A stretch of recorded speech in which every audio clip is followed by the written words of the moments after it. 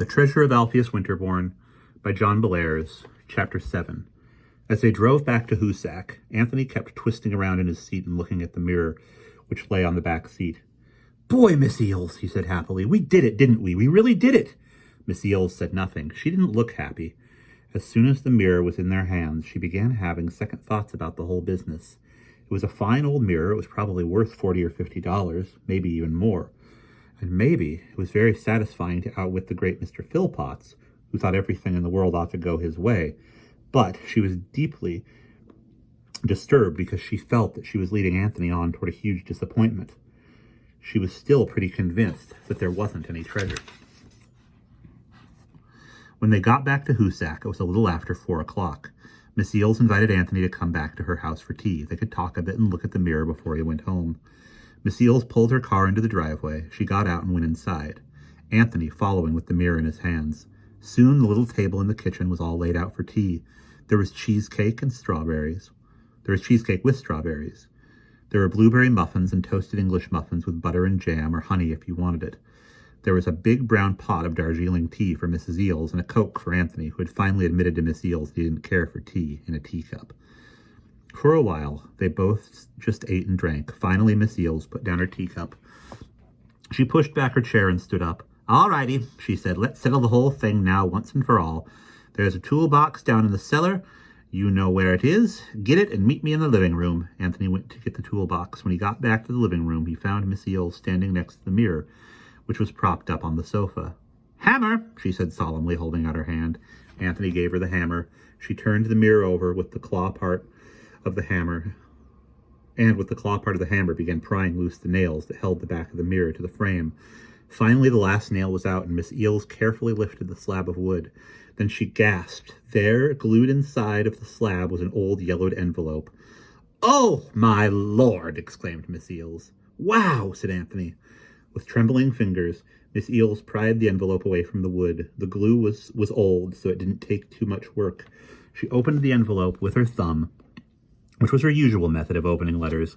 Inside was a note. It was written in the square, precise lettering that Anthony was familiar with by now. It said, "If you have landed on the moon, the following may be of interest. Is 5 times 5 25? X marks the spot. Always drive on the right side. In my father's house are many mansions. Regards, Alpheus T. Winterborn."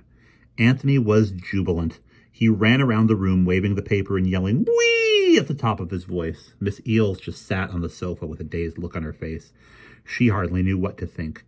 "I told you, Miss Eels," Anthony crowed. "Look at it. Wow, yay, whoopee!" Miss Eels smiled faintly. If there was a treasure, she wanted Anthony to find it. She had to admit that this discovery was encouraging.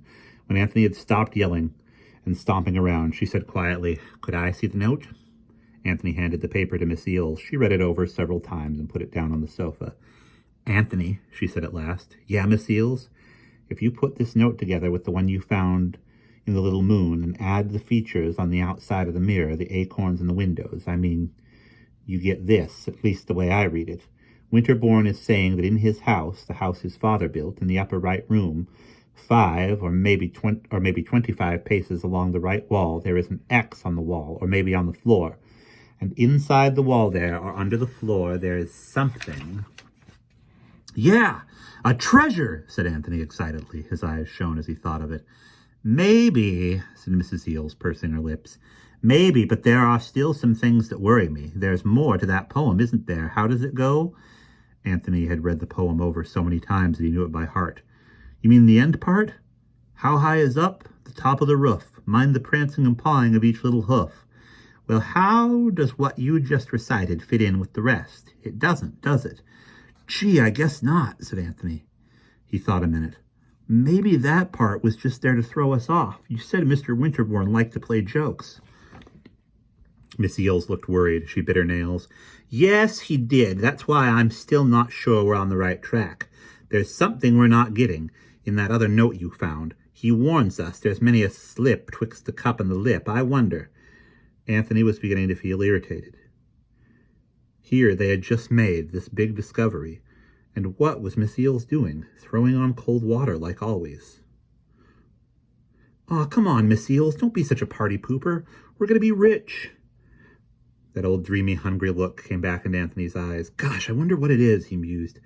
"Maybe it's a gold crown or a diamond ring with that some old king used to wear. Wahoo, we're going to be rolling in dough." He started to dance around the room again with the piece of paper in his hand, but he stopped when he saw how gloomy Miss Eels looked. "What's wrong now?" he asked. "Come over here and sit down, Anthony." She patted the seat on the couch beside her. Anthony sat down. "Now then, there are several things in this whole deal that you don't seem to be aware of. In the first place, if there really is a treasure and it's hidden in Alpheus Winterborn's old house, then you may have a bit of a problem getting it out." "How come?" "Well, it so happens that there are people living in that house. There's a dentist and his wife and about 8 kids.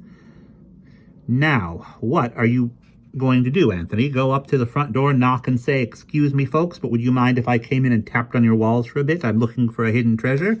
Is that what you'd do?" "I guess not," said Anthony sheepishly. "You're darned right you wouldn't.